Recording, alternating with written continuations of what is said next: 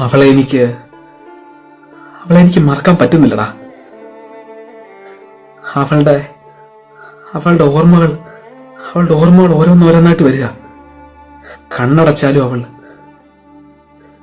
കണ്ണു തുറന്നാലും അവൾ, എവിടെ നോക്കിയാലും അവളുടെ മുഖം മാത്രമേ എനിക്ക് കാണുന്നേ.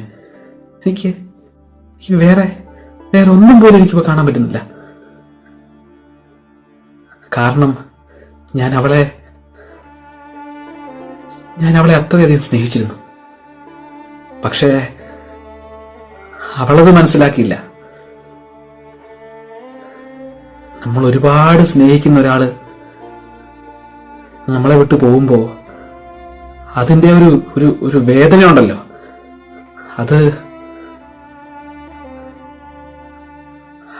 ഒരു വല്ലാത്തൊരു വേദനയാ.